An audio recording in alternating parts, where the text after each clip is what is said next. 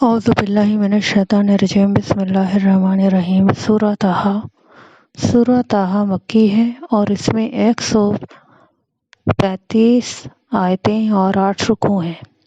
شروع خدا کا نام لے کر جو بڑا مہربان نہایت رحم والا ہے۔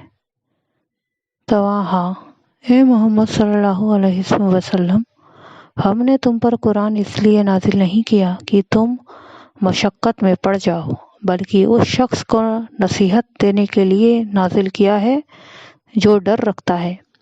وہ اس ذات کا اتارا ہوا ہے جس نے زمین اور اونچے اونچے آسمان بنائے، یعنی خدائے رحمان، جس نے عرش پر قرار پکڑا۔ جو کچھ آسمانوں میں ہے اور جو کچھ زمینوں میں ہے اور جو کچھ ان دونوں کے بیچ میں ہے اور جو کچھ زمین کی مٹی کے نیچے ہے، سب اسی کا ہے۔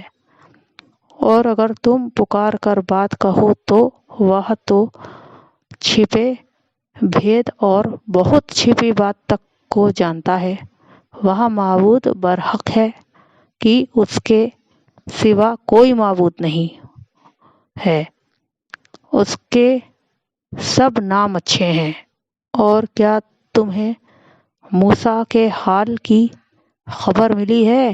جب انہوں نے آگ دیکھی تو اپنے گھر کے لوگوں سے کہا کہ تم یہاں ٹھہرو، میں نے آگ دیکھی ہے، میں وہاں جاتا ہوں،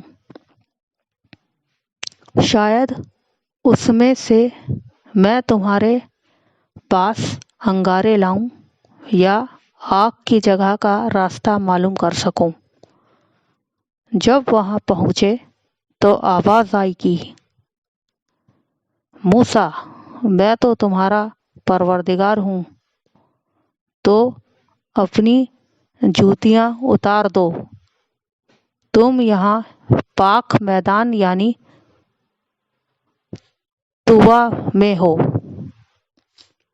اور میں نے تم کو چن لیا ہے، تو جو حکم دیا جائے اسے سنو۔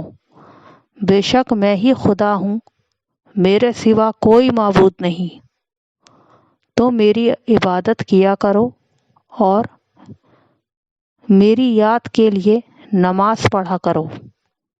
قیامت یقیناً آنے والی ہے، میں چاہتا ہوں کہ اس کے وقت کو پوشیدہ رکھوں تاکہ ہر شخص جو کوشش کرے اس کا بدلہ پائے۔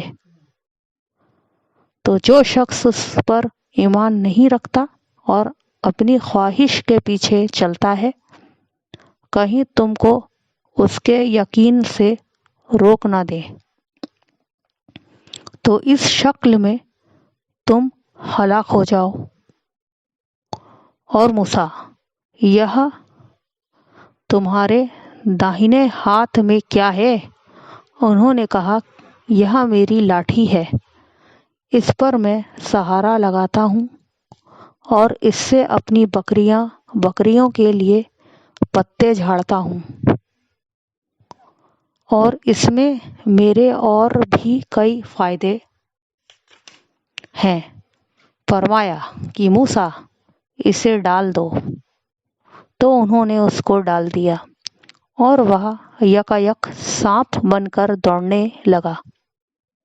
خدا نے فرمایا کہ اسے پکڑ لو اور ڈرنا مت، ہم اس کو ابھی اس کی پہلی حالت پر لوٹا دیں گے، اور اپنا ہاتھ اپنی بغل سے لگا لو، وہ کسی عیب و بیماری کے بغیر سفید چمکتا دمکتا نکلے گا۔ یہ دوسری نشانی ہے تاکہ ہم تمہیں اپنی بڑی نشانیاں دکھائیں۔ تم فرعون کے پاس جاؤ کہ وہ سرکش ہو رہا ہے،